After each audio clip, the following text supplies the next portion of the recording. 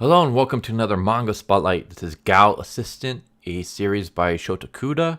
I am not familiar with their work, and at least according to Manga Dex, this is the only thing they've worked on. I don't think that's really the case, but yeah, this is the only thing I'm familiar with that they've done. Anyways, this is a romantic comedy, and the basic premise here.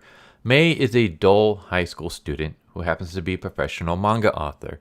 He hires an assistant, but the person who came in is the number one gal in his class. Despite her looks, though, she's extremely good at what she does, and working with her is exciting, stimulating, busy, and fun. So, yeah.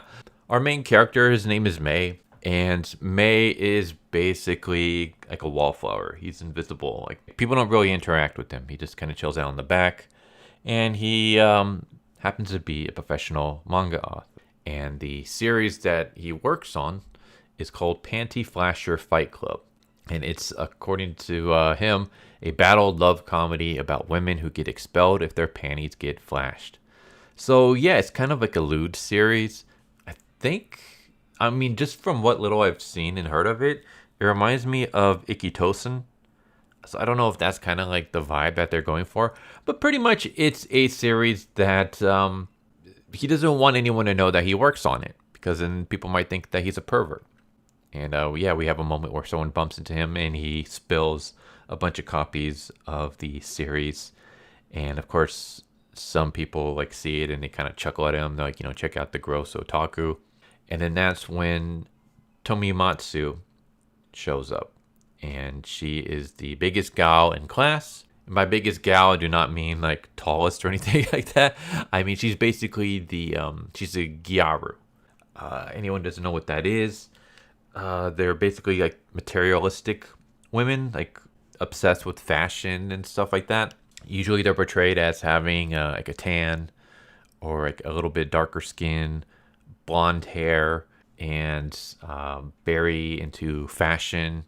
In manga, they usually tend to be portrayed as like very flirtatious and outgoing.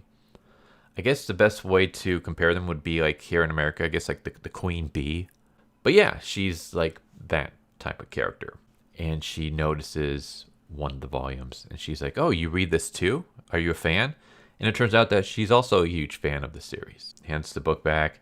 She, like some of her friends are laughing about it, but she says, hey, like, you shouldn't judge a book by its cover. This is actually a really good series. You'll laugh your ass off reading it.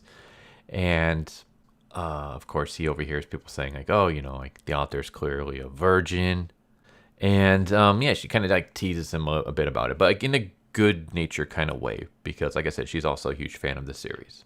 After he gets his copy back, he gets a text from this person going by the name Taru Fudamomo. That's their pen name. And they're going to be an assistant, and they're going to start working for Mei starting today. So after class ends, he rushes to his studio. It's basically just like a tiny little apartment. And he's kind of like wondering like what his assistant's going to be. And he like just imagines like this obese otaku. And of course, it turns out that the assistant is Tomimatsu. And Tomimatsu's surprised to see Mei. She believes that Mei is actually going to be like another assistant. And so she starts introducing herself to him. Like she like pats him on the back. Basically, she's very like nice. So she's not like your typical gyaru, where they're kind of stuck up and snobbish and kind of look down on the nerds. She's like very like nice and outgoing and flirtatious when it comes to Mei. And she basically explains like it's always been my dream to work as an assistant for the mangaka who does Panty Flasher Fight Club. Like I'm a huge fan of their work, and their work is like what got me into manga in the first place. So to be able to work alongside them is like a huge dream. And she's like, so I wonder where he's at. And that's when Mei's like, oh, well, like, it's me. I'm the author. She's like surprised. She's like, wow, I can't believe it's you. Like, you're still in high school and you're already a professional manga author. She's like, oh, maybe it was fated that we worked together. So he basically tests her out. He's like, all right, here's a scene that I got to do. Your job is to do the backgrounds. And he gives her a tablet. And she's like, oh, I'm not really all that familiar with this, but I'll try. And she starts drawing, and it looks absolutely terrible. It's like kindergarten level drawing. And he's like, oh man, what do I do? I can't like tell her no because she's like the most popular girl at school. If I don't accept her working with me, then she's gonna tell the whole school that I basically draw porn, and everyone's gonna look at me as some kind of weird pervert. And like there goes my life basically. And she's like, well, I don't really draw on PC. I usually draw on my phone. And then she pulls out a smartphone. She starts doodling, and the artwork comes out like perfectly. And he's like, wow, this is like amazing. I can't believe you can actually draw on your phone like with this kind of quality. But you know, the whatever app you're using on your smartphone is compatible with the app that I use. So yeah, you're hired. And basically that begins the start of their working relationship. And as the series progresses, she becomes less of a just a background assistant and more of like an assistant in general, because she's like into fashion and stuff. She is able to give him tips on like how girls should, like what kind of outfits they should wear, especially if you wanted them to wear like something sexy. Because she basically explains like, yeah, you have this character wearing this, and a girl of that kind of personality would never wear something like this. Instead, she would wear something like this. And so, yeah, she basically starts helping him improving his series, and his series starts getting better. And it's just as the work relationship starts going, they start developing a friendship. And then overall, the friendship starts developing a little bit more. Like it starts very hinting that the two are starting to fall for each other, especially on Tomimatsu's side. Whereas May's obviously attracted to her, but he believes that like she's completely out of his league. And he's also one of those, unfortunately, he's one of those manga protagonists that are scared of girls, like scared to interact with them, which I've never been a fan of. Like, I don't need some like ultra Chad who's like sleeping with women left and right or anything like that. But at least have someone who like, there's a difference between being nervous talking to like the opposite sex and just like constantly freaking out and running away from a girl just saying hi to you. And so, yeah, that's always been like my problem when it comes to mangas with main characters who are just like absolutely terrified of women. And thankfully, he starts to get a bit better. So it could be a little bit annoying at first, but he improves. And yeah, it's a slow burn romance with a lot of comedy, a little bit of drama, but not too much. This is more of a lighthearted series, which is great. Like, I don't know. For me, I've always like I'll read manga of any genre. And that includes romance. I mean, obviously, I'm reading a romance one right now. This is a romantic comedy. But yeah, when it comes to romance, I always prefer either action romance or like romantic comedies, because like the romantic dramas tend to I don't know, they kind of get a little way too melodramatic at times, and it's like, okay, you're just really trying to milk the drama at this point in time. But yeah, this is like a slow burn, lighthearted, romantic comedy about two opposing personalities that you would never assume would get together.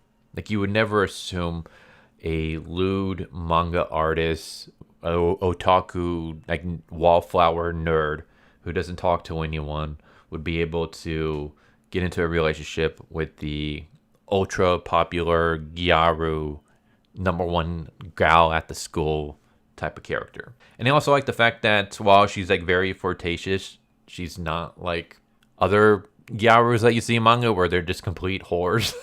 In fact, there's like another one that I'm reading right now where she's literally a straight up whore and she falls in love with the nerd. That one is interesting. But yeah, she's a very likable character. She's not snobbish. She's not a bitch. She is very, very likable. And it's just interesting to see the slow burn romance between the two. It's also kind of nice to see like the slice of life of a mangaka artist. I mean, as someone who reads a lot of manga, as someone who would love to one day like actually do a manga, whether it be a series or just like a giant one shot. I don't think it's ever going to happen because I can't draw for shit, but I would love to do one at some point. I've always been kind of interested to see like how exactly it is, like how their lifestyle is, especially since it's a lot different than comic book artists.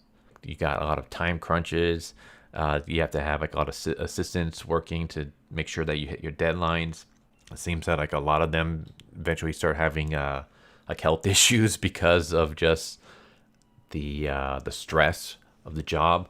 But I've always been interested in seeing like just how they work. Like I'm just one of those people in general. Like when I watch movies, I always like if I have a DVD, I always love to watch the behind the scenes stuff as well.